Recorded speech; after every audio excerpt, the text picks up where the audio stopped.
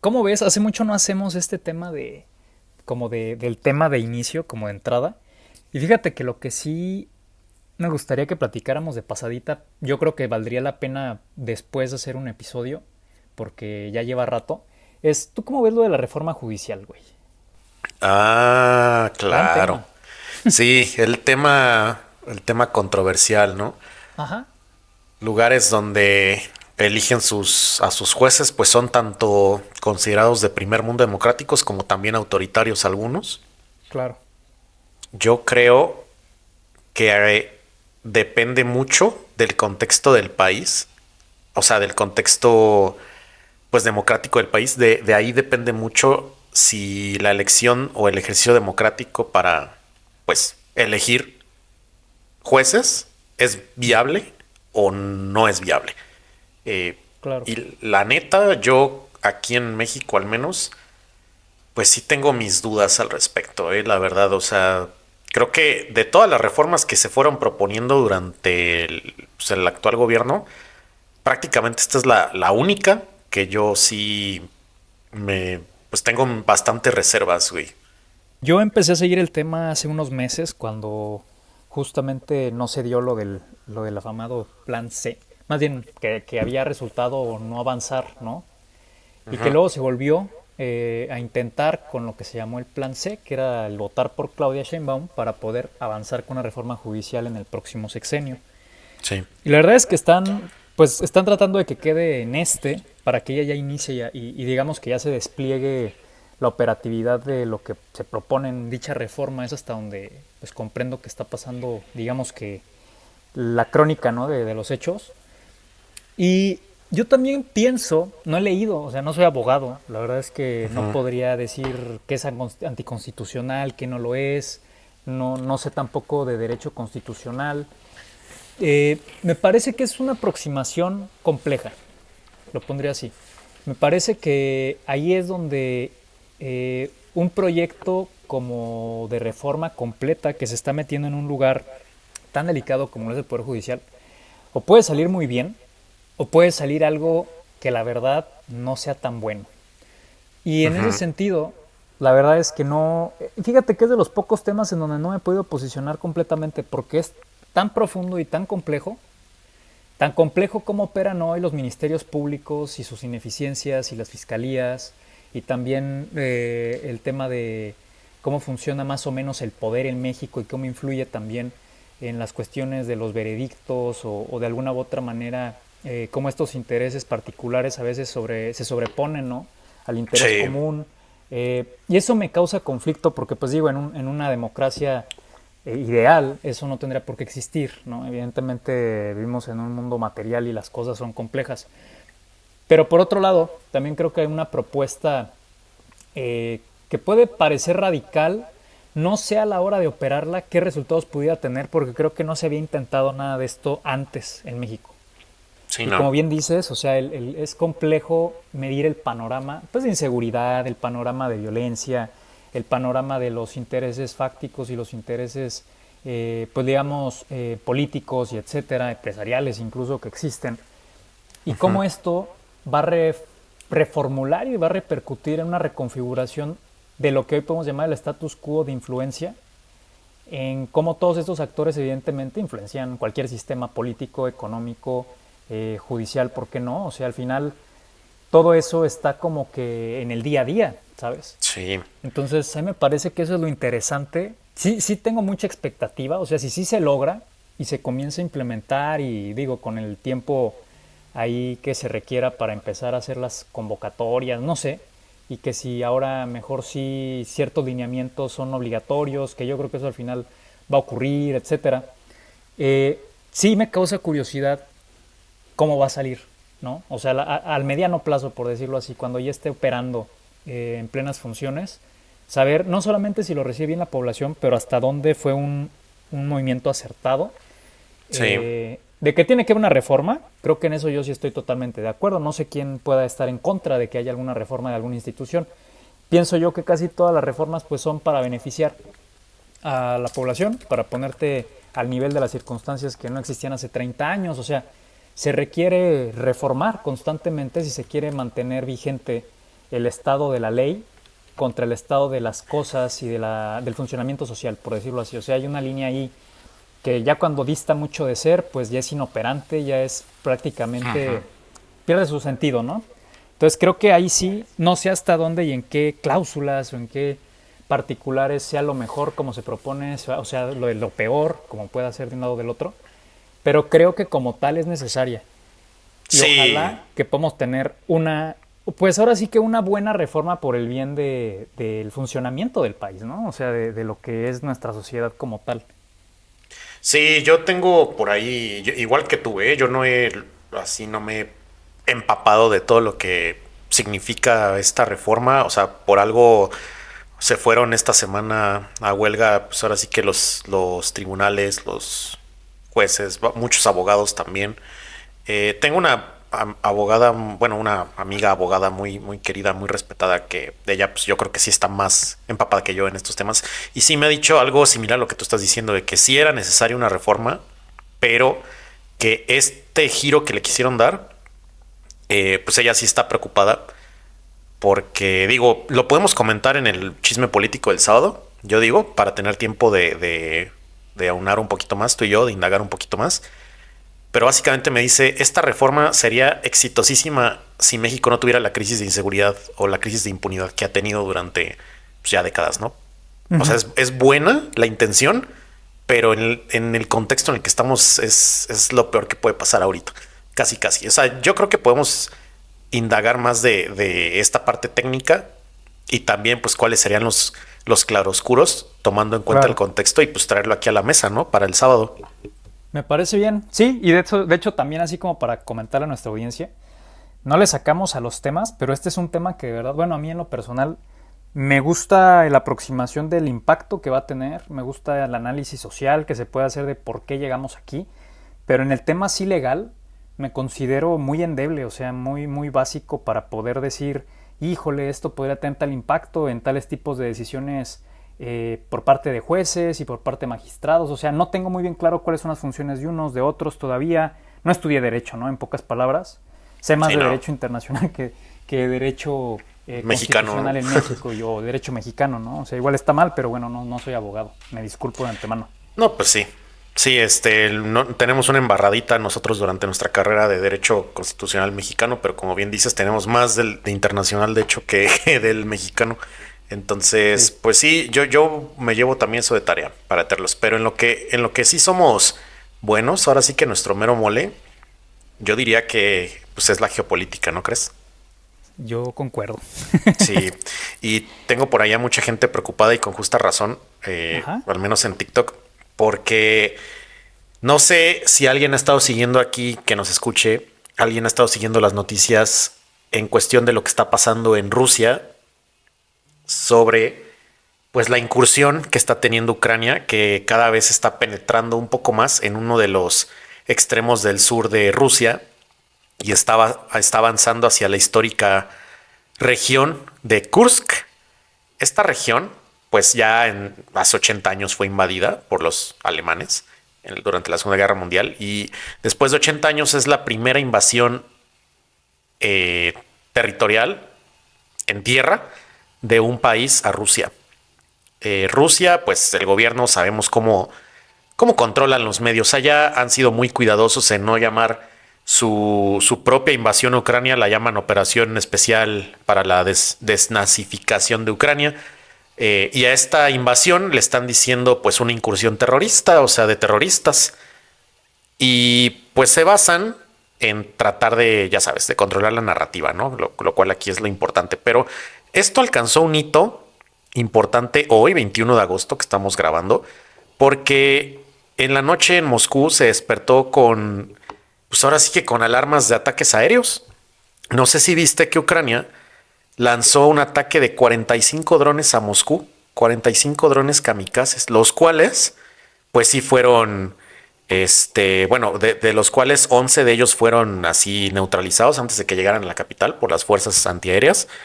Y los demás pues también fueron desviados y cayeron en otros lados donde pues estuvieron lejos de la ciudad, o sea, lejos del peligro, digamos. Entonces, pues de hecho, unos de ellos cayeron cerca del aeropuerto de Domodedovo, que sabemos que es uno de los aeropuertos más ocupados, más ahora sí que transitados de Moscú. Si tú vas a Moscú, pues prácticamente puedes llegar a ese aeropuerto.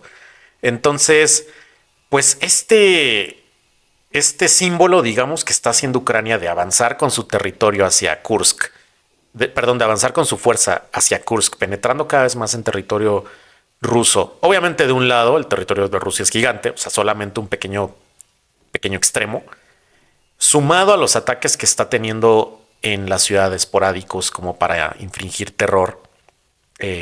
Obviamente con su justo derecho a la defensa, pues ya que fue invadido en su soberanía, pues sí tiene ese derecho ante el derecho internacional de la legítima defensa. Pero esto está cruzando ya las líneas rojas que Putin había señalado hace un par de años. Y esta es la razón por la cual ni Estados Unidos, ni Reino Unido, ni Francia han querido pues pronunciarse de una manera un poco más, pues ahora sí que contundente, o de que van a apoyar a la incursión, a la invasión de Ucrania, a ese pedacito de Rusia, porque saben perfectamente que eso podría desatar el infierno. Eso podría desatar el infierno porque Zelensky ya, el presidente de Ucrania, ya está diciendo, ¿sabes qué? La línea roja de Putin era puro farol, o sea, era puro cuento. Están viendo que yo ya estoy aquí parado, estamos tomando pueblos rusos y por ahora no veo ningún ataque nuclear. Y Putin dijo que lo iba a hacer así, entrar a 1 centímetro de territorio ruso y miren, ya estoy, creo que 24 millas son las que ya tienen pues prácticamente bajo su control. Entonces, pues esto sí nos está dejando a todo el mundo pues ahora sí que a la expectativa de qué va a decir Putin, porque a la fecha, digo, la siguen llamando, como te digo, una incursión terrorista, no la llaman una invasión, pero a la fecha no ha habido como pues ahora sí que como una respuesta contundente cuando dijo que le iba a ver. Y nos tiene la expectativa porque creo, y no sé tú ahí cómo lo veas, Isma, creo que estamos ante el escenario posible de que más bien se esté preparando algo, que se esté ahí cocinando algo tras bambalinas, para que en un momento Putin acabe con todo este intento de invasión. Sí, me parece a mí muy interesante que, bueno, de entrada que Ucrania haya decidido avanzar tras líneas rusas y pues ahora sí que traspasar su frontera. Sí es, digamos que es un momento de tensión máxima, porque como bien dices, hace mucho tiempo que no se había invadido a Rusia, ¿no? Eh, Creo que ningún ejército ha podido realmente vencer a los rusos en su propio territorio, me puedo equivocar. Eh, No, ninguno. y me parece muy interesante porque se acerca el invierno. Y quiero que entienda nuestra audiencia el por qué me refiero a esto. Y es que históricamente el mejor momento para los rusos de emprender una guerra, digamos que en propio territorio, yéndonos hacia un par de siglos atrás o prácticamente en su historia como imperio, pues la ventaja que tiene es de geografía, porque son Sí, unos inviernos crudísimos. Solo falta recordar la incursión pues justamente de Napoleón Bonaparte. Alguien que le recomiendo pues mucho porque creo que es de mis actores favoritos, ay, ¿cómo se llama? Que hizo, mira, de mis actores favoritos y se me va el nombre, pero que le hizo de Napoleón Bonaparte. Joaquín Phoenix, ya. Me gusta mucho cómo actúa y me encanta también en el Joker. Entonces, si alguien puede ver la película, se la recomiendo bastante. Porque hay varias escenas en donde justamente cuando llega a invadir, ¿no? Rusia también, pues ahora sí que Napoleón en este frenesí napoleónico, diría yo, de invasiones, pues para expandir un imperio francés. Eh, pues digamos que esa invasión napoleónica de Rusia no resultó en nada bueno. Creo que ahí marcó el declive de Napoleón, precisamente.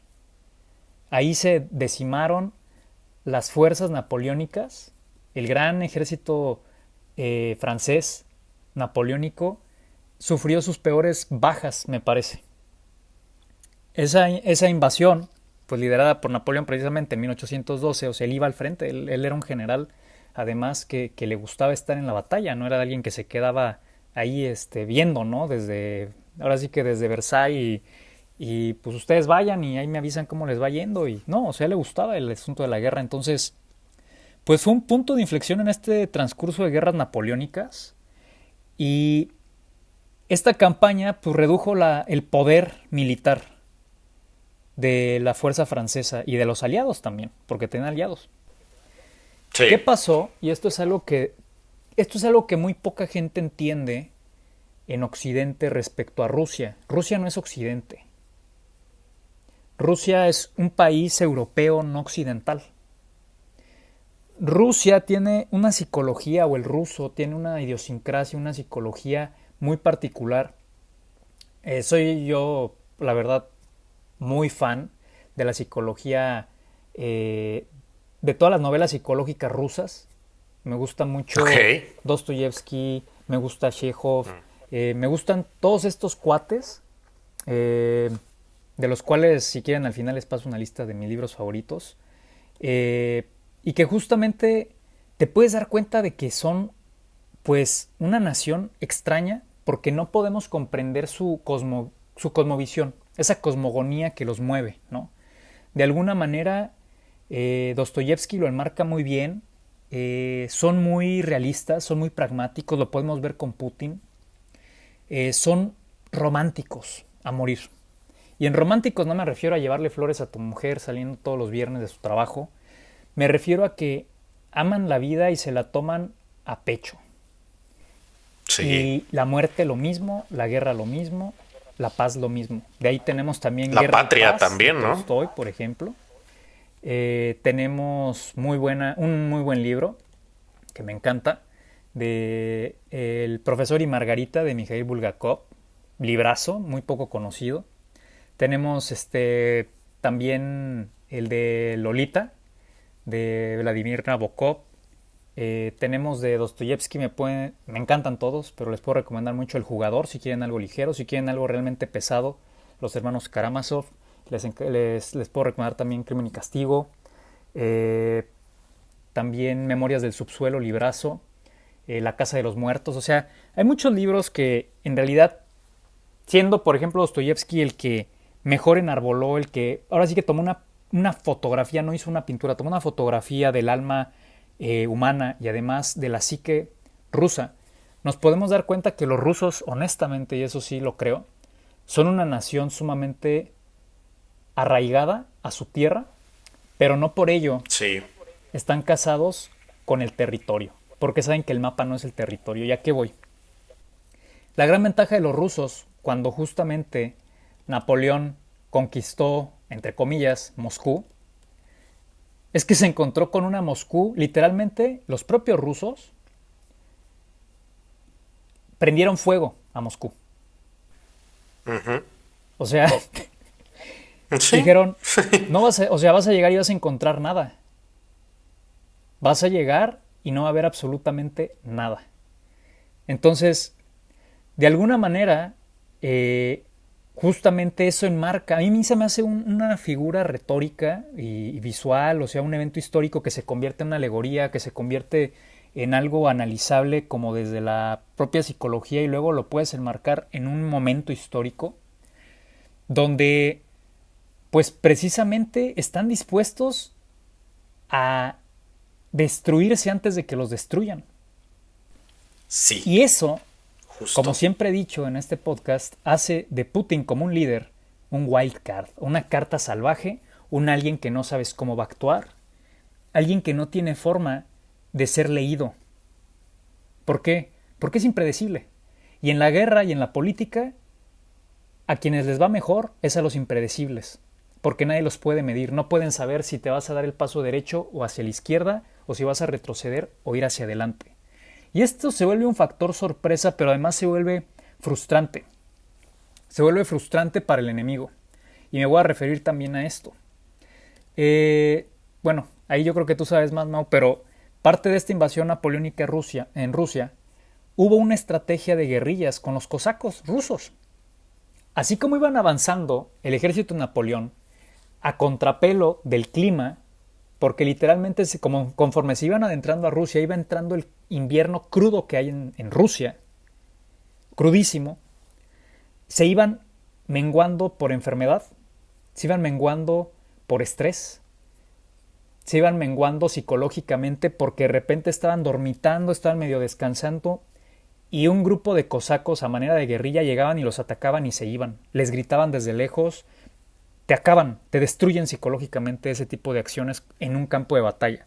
No porque yo sea militar ni porque yo sepa mucho, pero bueno, me apasiona la historia. Y esto es lo que fue una de las tácticas. ¿Qué fue el que Napoleón entrara el 14 de septiembre, cuando llegó, invadió, pues ya llega, ¿no?, a Rusia, llega a Moscú tal cual, y la toma? Una ciudad fantasma. No había habitantes. Sí. Vacía de suministros por el gobernador Rostopchin. No había nadie. ¿Qué pasa cuando tú llegas a conquistar algo y simplemente es un estado fantasma? Te desmoralizas. Sí, te desanimas. Se te cae el espíritu totalmente de combate porque entonces, ¿por qué perdimos tanta gente? Y empiezas a dudar. Los rusos son expertos en psicología. La batalla rusa es psicológica, todo el tiempo ha sido su fuerte. No la propaganda, ese es el fuerte de los Estados Unidos. Pero la psicología rusa en el combate ha sido la manera en que ellos ganan. ¿Qué es esa psicología rusa? Y es lo que vuelvo a explicar en dos momentos importantes. Utilizan su madre tierra, como le llaman, su madre patria, como le llaman, perdón, a su favor, porque en un invierno crudo, solo el que nació ahí tiene más ventaja de sobrevivir. Y el que nunca ha pisado un clima como ese, no sabe de qué está hablando cuando habla de, sí, fácilmente avanzamos entre la nieve, las condiciones climáticas, no hay problema, el lodo, o sea, etcétera, los hielos que se rompen, o sea, hablas de muchas cosas que se vuelven una variable que no tienes forma de medir ni de calcular.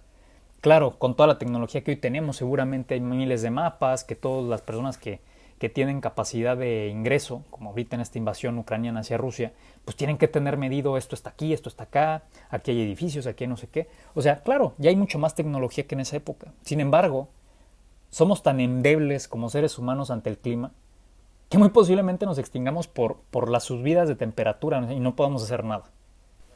Entonces, sí, ese factor tan potente que es un arma meteorológica, literalmente, estacional, está el favor de los rusos. Oye, pero Ucrania está al lado y también saben de los inviernos. Sí, pero es muy diferente avanzar al corazón de un país en pleno invierno con una cadena de suministro y logística militar donde si no sabes bien en dónde te estás metiendo, es una trampa de osos. Entonces, a mí me parece que aquí, no sé hasta dónde, en este juego psicológico, Putin, sabiendo cómo es su población, sabiendo el tipo de líder que representa ser Putin para su gente, además de las polémicas que hay, de que si sí lo quieren, que cuántos no lo quieren, que si ha aplastado a sus rivales políticos con tal de quedarse en el poder, eso no está en discusión. Hay muchas cosas que son ciertas. Lo que no está en discusión tampoco es el liderazgo militar que ha podido ejercer y por el cual la gente en Rusia lo apoya. Y en ese sentido, sí, me parece que en sí mismo es un gran poder de liderazgo que veo muy complejo cómo se pueda ahora contraatacar desde las líneas, pues ahora sí que ucranianas, para empujar hacia las líneas rusas y no terminar pues maltrechos, por decirlo poco. No porque Rusia la tenga ganada, no porque Rusia sea el ejército más poderoso del mundo, que tenga las armas más avanzadas, etc. Pero es que ahora también ya tiene el derecho de hacer lo que quiere en su propio territorio y esta es mi tesis. Mi tesis es que parte de hacer que el enemigo caiga en donde tú quieres es decir, ven para acá, entra más a la cueva, no te preocupes, entra más. Mira, estás entrando, es un gran logro, sigue más para acá. te están engatusando en el campo de batalla. Esa es mi tesis. Mi tesis es que Putin rindió la frontera porque vio que era más fácil incluso aplicar un cuello de botella, es decir, cerrar la frontera después por atrás, por los lados, y encapsular el avance ucraniano si es posible, porque además, ¿cómo vas y rescatas a alguien dentro del territorio ruso sin declararle la guerra a Rusia? Esto es una incursión. Esto no es una invasión para ganar y jaque mate, ¿eh? O sea, esto es una incursión. Cuando estamos hablando de una incursión, estamos hablando de un peligro máximo para quien invade y sobre todo a este país, como a cualquiera, ¿eh? Pero sobre todo a este país, como bien dijiste, con un Putin que dijo prácticamente quien ingrese o quien intente ingresar está acabado. Y tú tienes el derecho como país, digo, supongo que ahí habrá población, hay rehenes quizá no los hay, no estoy muy al tanto. Lo que sí creo es que tú estás en tu casa y si tú quieres tirar la puerta de tu casa, la puedes tirar. ¿Y quién va a venir a decirte que es tu casa? Si tú quieres destruir el cancel de tu baño, pues hazlo. No creo que tus vecinos vayan a venir a preguntar más allá de que qué fue ese ruido estruendoso que hay. En el derecho internacional pasa algo así. En el derecho internacional, a menos que ocurra algo terrible, de verdad terrible, y además el Estado no se pueda defender, no se va a entregar la patria. Y en este caso creo que los rusos lo tienen claro y Putin lo van a sacar con los pies por delante el día que salga de ahí. Porque no veo cómo vaya él a decir, ¿saben qué? Mi negociación es dejar la presidencia. No creo que vaya a ocurrir. No, entonces, a lo que estamos viendo es un intento de Ucrania, en mi opinión, y con eso cierro, perdón por extenderme, de ganar moral militar, de tratar de hacer un segundo rally de apoyo, porque quizá lo están viendo ya comprometido desde este lado de Occidente, con un Estados Unidos que claro que ha apoyado, les ha mandado apoyo militar, les ha podido apoyar internacionalmente de forma diplomática, etc. Tiene aliados, pero no sé hasta dónde sientan que si no hacen un paso definitivo para obligar, digamos, a los propios aliados, a la OTAN, etc., a avanzar, a adentrarse a las líneas enemigas, en algún punto pues queden realmente a la deriva en Ucrania. Y creo que Zelensky sabe esto. Y pienso que por eso está haciendo este lance, ¿no? Como cuando estás en el boxeo, en el esgrima, y dices, o tiro un golpe y o me lanzo al knockout, o un intento de knockout para que el otro le baje, porque ya me trae contra las cuerdas, carnal. Entonces, o me defiendo y doy 2, 3 golpes buenos, contundentes, o me acaban aquí en la esquina, porque me traen entre las cuerdas. Y no quiere decir que Putin ya haya arrasado con Ucrania, no. Me refiero a que el momentum de los últimos meses ha sido más en favor de los rusos que de los ucranianos, en mi opinión. No, pues en puro término material, o sea, los medios se llenan de estos 45 ataques de drones a Moscú, 45 drones atacando a Moscú, cuando Rusia lleva más de 11,000 drones explotados en Ucrania y solamente el 40% de ellos fueron desviados, o sea, la mayoría sí cayó. Rusia sí tiene, como tú bien dices, toda esta capacidad tanto material como psicológica, como bien señalas, para manipular al oponente. No es casualidad que pues los únicos que lograron detener el avance de Napoleón, el avance alemán en su momento, en la Segunda Guerra Mundial y pues mucho más atrás el avance de los mongoles. Por ejemplo, en el caso de los mongoles, pues no solo fue China, también fue Moscú, los moscovitas.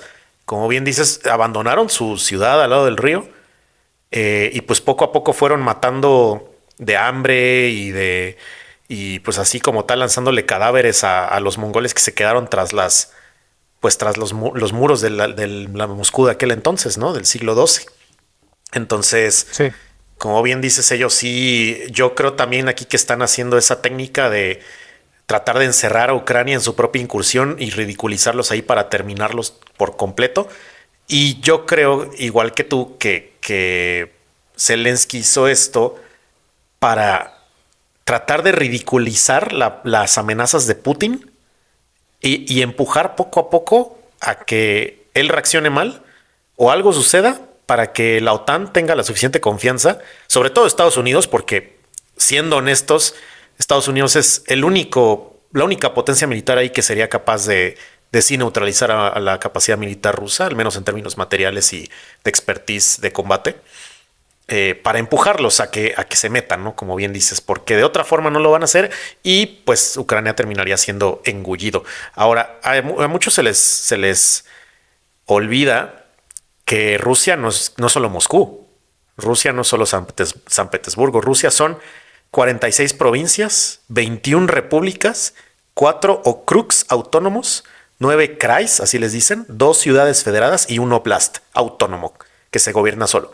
Todos estos, cada uno tiene por lo menos 2 naciones diferentes, naciones, o sea, de gente, de etnias diferentes conviviendo, todos al unísono reportándose con representantes en un Duma, la cual le hace caso a lo que diga Vladimir Putin en este momento. O sea, Putin tiene el control de, pues estas, ¿qué te gusta? 100 naciones en el mundo, así acumuladas en el territorio ruso, cada uno con su propia, pues con su propia fuerza, sus propias destrezas. Los que están más al norte pues son mucho mejores en combate de invierno, los que están más al sur pueden navegar por el Caspio, por ejemplo, o incluso hasta el Mediterráneo. En fin, o sea, es una población significativamente grande y el hecho de que esté avanzando ahorita Ucrania con la confianza que tiene de que solo hay 3,000 soldados en Kursk ahí atrincherados, ya se está viendo movimiento de todos los extremos de Rusia, de tropas y de vehículos sumamente superiores a los que tiene Ucrania, excepto por los que donó Alemania, los tanques herederos del Panzer, del Tiger, perdón, sumamente superiores, que ya se están moviendo de las esquinas del imperio, por así decirlo, hacia el sur de Rusia. Obviamente tardan porque es un territorio gigante, pero van a llegar. Y cuando lleguen, ahí Putin va a tener la decisión de, como bien dices, ya que el explorador se metió mucho en la cueva, pues ya de soltar al oso o de hacerlo de otra forma que pues sea más catastrófica, ¿no? Y a este punto, en las cuestiones catastróficas, que es lo que le da miedo a la gente, que Putin use su armamento nuclear como prometió que lo haría en un caso como el que está sucediendo ahorita, pues recordemos que lo que tú dices de que Rusia prefiere destruirse a sí misma antes de ver cómo los destruyen es muy cierto y te lo puedo también ilustrar con el hecho de que de acuerdo con la CIA, la Central de Inteligencia de Estados Unidos, hay solamente un país en el mundo que puede lanzar armas nucleares aunque toda su población esté muerta, y es Rusia. ¿Cómo le hicieron? Rusia tiene un sistema, haz de cuenta que pues, los países tienen sistemas para monitorear la calidad del aire, del suelo y demás, ¿no? Para evitar, por ejemplo, terremotos, sequías, en fin. Rusia tiene igual su sistema, pero el de Rusia también detecta niveles de radiación. Y los rusos le llaman, no conozco bien la palabra rusa, solo sé la traducción que hizo la CIA, pero le dicen algo como la mano del muerto o la mano de la muerte. Este sistema, en cuanto lee que el suelo ruso tiene ciertos niveles de radiación, no necesita pasar por la decisión de ningún presidente, o sea, ni por Putin ni quien sea. Este sistema activa todas las armas nucleares de Rusia, que son actualmente alrededor de 156 ojivas nucleares, y las lanza a los destinos preconfigurados que ya tiene. Obviamente la mayoría en Occidente, la mayoría es Estados Unidos, pero también Europa. Esta arma post-mortem, la única que existe de esta naturaleza en el mundo, obviamente te da a entender que para Rusia la destrucción de su pueblo implicará sí o sí la destrucción del mundo, porque ellos no van a estar dispuestos a rendirse así ya estén muertos. Y creo que es parte muy importante de la psicología que tú señalas, y lo cual también es peligroso porque si esto escalara, por ejemplo, en un escenario muy fúnebre, si esto escalara, si la incursión de Ucrania provocara acciones deliberadas de alguna potencia nuclear de Europa o algo por el estilo y se desatara el ataque masivo para intentar repeler a Putin en su respuesta, aunque esto suceda, la respuesta de Putin ya muerto va a ser: voy a destruir a todos. Y pues esto está bastante lúgubre y es, yo creo, la principal preocupación de al menos las personas que saben estos datos, que estudian ahorita lo que está sucediendo en Ucrania, porque nunca habíamos visto que un país, pues ahora sí que le estuviera tentando tanto, ¿no? Es como si estuvieras ahí al lado de un toro de Lidia Bravo. Es muy, muy peligroso lo que está haciendo Ucrania en este momento. No solo por ellos mismos, o sea, obviamente ellos serían las primeras víctimas de cualquier respuesta, de cualquier naturaleza de respuesta, sino también para la estabilidad regional y mundial. No sé si tú sabías esto del ataque de la mano muerta. No, fíjate que no, pero como de estas cosas, ¿no? Que dices, pues no me suena disparatado después de lo que hemos platicado, ¿no? Sí, O no, sea, para Rusia no. este año se cumplirían ya 212 años de que Napoleón Bonaparte, junto con pues un ejército europeo, por decirlo así, pisaba este suelo ruso y iniciaba la invasión hacia Rusia, y donde, pues, ahora sí que Alejandro I huyó, o sea, se desplazaron, le entregaron al enemigo nada en la mano, o sea, agarras el aire, tratas de ver entre el humo, y fueron 4 días, del 14 al 18 de septiembre, o ya prácticamente 5, donde ardió Moscú. Casas, iglesias, trataron incluso de quemar el propio Kremlin y solo tumbaron una torre. Los propios moscovitas. El plan fue un plan piromaníaco, fue un plan para quemar también la moral de los invasores. Si esto pasó ya, e incluso intentaron prender fuego y destruir el Kremlin, ¿tú crees que no serían capaces de destruir ciudades para No, parar una claro. invasión? O sea, el error es de cálculo, ¿eh? O sea, aquí el error máximo que podrían sufrir los ucranianos es de cálculo de provocación, de entrada. De hasta dónde podrían hacer y a ver qué hacen, ¿no? Es como te digo otra vez, entrar a terreno ya muy, muy peligroso, muy pantanoso. Una de las cuestiones que es muy interesante de ver es que mientras más tiempo tardó, y ese fue el error de cálculo de Napoleón Bonaparte, tardó días en irse de ahí. Días que le costaron el retorno al ejército y los atrapó el invierno a menos 40 grados centígrados. Partes amputadas porque por el frío no podían ni siquiera ya tener, pues ahora sí que los pies calientes o simplemente protegidos. Y tardó demasiado tiempo. Te estoy hablando de que del 14 al 18 de septiembre prendieron fuego. Se quedó Napoleón como diciendo, pues ¿qué hacemos, no? O sea, pues no me esperaba esto. Para un general que realmente fue brillante como Napoleón. Un jugador de grandes ligas militar a nivel histórico global de todas las épocas. Junto con Alejandro Magno lo metería yo ahí. Y el error fue quedarse más tiempo del necesario. Fue una trampa. La trampa era que se quedaran embelesados con esa fotografía de un Moscú en ruinas. Los rusos, a esto le podrías llamar juego sucio si quieres, o sea, los rusos no les importa que los vean como que, mira, ¿cómo vas a destruir tu capital? No, yo voy a usar todo lo que sea necesario con tal de destruirte. Y este es el Sí. error de cálculo que me parece que no sé hasta dónde le vaya a salir a Zelensky la jugada, teniendo estas bases históricas, psicológicas, de análisis. Y para cuando se fue Napoleón en su momento ya era demasiado tarde. No había soldados con ropa de invierno porque avanzaron y avanzaron por meses pues con las ropas ligeras del verano. Regresaron huyendo, tenían tifus, tenían hambre, porque conforme se fueron adentrando encontraban que todos los graneros, las granjas, los campos estaban incendiados o estaba literalmente todo consumido.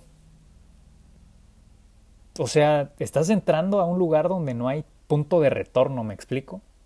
Y sometidos a estos continuos ataques de guerrilla. ¿Quién mejor para hacer guerrilla que el que está dentro de su propio territorio? ¿No lo vimos en Vietnam? Claro. Y luego, En Vietnam. al final, En todos lados. al final se vuelve algo tan caótico porque porque colapsa la mente de la persona, del grupo invasor. Y pienso yo, cuando mencionamos esto de que Putin no ha hecho nada, pienso yo, me puedo equivocar, pero pienso yo que ahorita el factor más importante que está utilizando Putin es el tiempo y lo está dejando correr. Y lo está dejando correr porque viene el invierno. Y porque a partir de octubre, noviembre, y conforme se avance o conforme se trabe ahí el conflicto dentro de las líneas rusas, pues digamos que va a llegar a un punto en donde Rusia se va a sentir cómodo peleando dentro de su propia casa. Porque tiene todos los recursos para hacerlo, porque tiene toda la línea logística y de suministro directa, como para pelear un invierno crudo. Esto es algo que pues nos debería dejar pensando, porque vamos a ver en qué acaba. Está por verse cómo se desarrollan los eventos, evidentemente. Aquí no es quién gana y quién es mejor y peor o qué bueno. O sea, al final la guerra, como decía Tolstoy, pues él no le encontraba el sentido. Tolstoy se negó a pelear después de que fue soldado. Después de que vio los horrores también ocurrir en la guerra. Tolstoy estuvo en la Primera Guerra Mundial. Y Tolstoy escribe Guerra y Paz, inspirado también en esos sucesos. Y tiene otro libro bastante interesante que, déjame lo busco para que quien lo quiera leer, se llama... Déjame ver si lo encuentro. Se llama lo que yo pienso de la guerra. Y ahí hace una exposición de cuando combatió en la guerra de Crimea. Perdón, no fue la Primera Guerra Mundial, fue en la guerra de Crimea. Y hace una defensa, digamos, pues de por qué la paz, ¿no? Y al final él vio los horrores de la guerra. Y de alguna u otra manera, eso también, digo, Guerra y Paz, se escribió mucho antes de la Primera Guerra Mundial, pero ya desde ahí tú puedes ir viendo de qué se trata la psicología rusa, bélica, combativa, romántica, filosófica. Es profunda, es histórica, tiene raíces muy profundas, tiene una cultura de invasiones. No se van a espantar porque los están invadiendo. Sí, no es la primera No es vez. la primera, es como no es mi primer rodeo, ¿no? No es mi primera vez. Y eso debería también de causar suspicacia, pienso yo, a Zelensky. ¿Por qué no ha actuado este señor? ¿Por qué entró a su casa y pareciera que no pasa nada? Es como esa gente, ¿no? Que te preocupa más que no respondan, que no te griten, que no te devuelvan el golpe.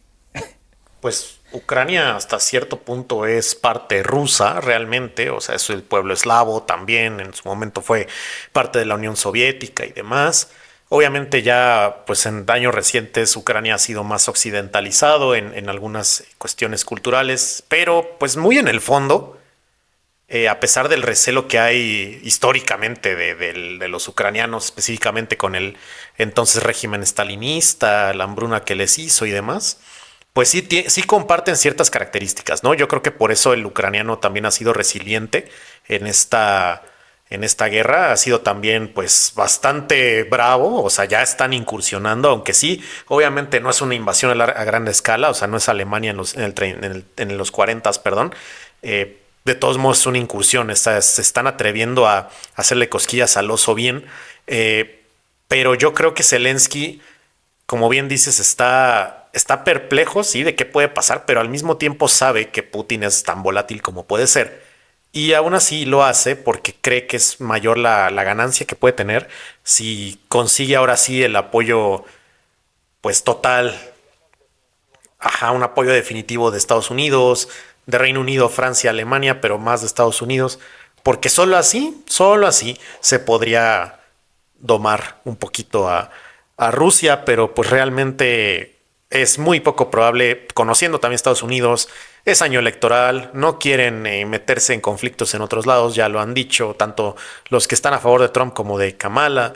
Eh, yo veo muy complicado, a menos que Putin utilice ahí sí su armamento nuclear, yo veo muy complicado que Estados Unidos sí repliegue, sí despliegue sus soldados por ahí. Veo más probable que la Unión Europea haga como lo ha estado haciendo, pues como entrenamientos y surtir de armas de última tecnología y demás, porque aquí no estamos, ahora sí que alabando la capacidad militar rusa, realmente, pues su ejército es muy grande, sí, son muy bravos, la psicología, todo esto pega, pero en cuestión, pues técnica de militares, o sea, técnica, me refiero a armas, tecnología y demás, pues siguen todavía sin ser los más avanzados, eso es un hecho, pero, pues, Sí, sí, y también, pues me quedaría nada más con la de que Rusia tiene otros factores que pesan mucho, como el que Europa depende de su gas. del Sí. gas ruso. O sea, Rusia está jugando una guerra psicológica, porque sabe, como bien mencionas, que en su ejército, pues sí son bravos, igual que los ucranianos. Digo, yo creo que cualquier militar es bravo, por eso está ahí. Pero no tienen, quizá no tienen, no lo sabemos. Digo, al final yo creo que ningún Ah, sí, ejército ha no. mostrado todas sus cartas nunca, de forma reciente. Pero pues tendrán por ahí sus artefactos, ¿no? Más allá de eso, creo que tiene muchas formas de disuasión Putin. Y ya nada más como para yo cerrar, diría, ¿y China? El punto de Oigan, ¿y China? reflexión es, porque China firmó un acuerdo bilateral de alianzas hace un par de años con Putin. O sea, hay muchas formas de disuadir para que los aliados de Ucrania se la piensen más de dos veces antes de decir sí vamos con todo, porque o vas con todo o te quedas a la mitad. Y no sé hasta dónde el mundo quiere una guerra así hoy. Yo honestamente cada vez la considero, por más que haya volatilidad, conflictos horribles ocurriendo en Medio Oriente, el mismo Ucrania, con todos los horrores que representan la guerra, eh, veo muy complicado que haya un país que hoy diga estoy preparado, vamos con todo, yo quiero dominar el globo Ninguno, ¿eh? terráqueo. Lo dudo, Sí. lo dudo mucho. Sí, no existe esto. Creo que todavía pesa más la voluntad del capitalismo a la del imperialismo o al nacionalismo, realmente. Y para el capitalismo, pues es conveniente la guerra solo hasta cierta extensión, ¿verdad? Solo mientras dejen operar a la economía.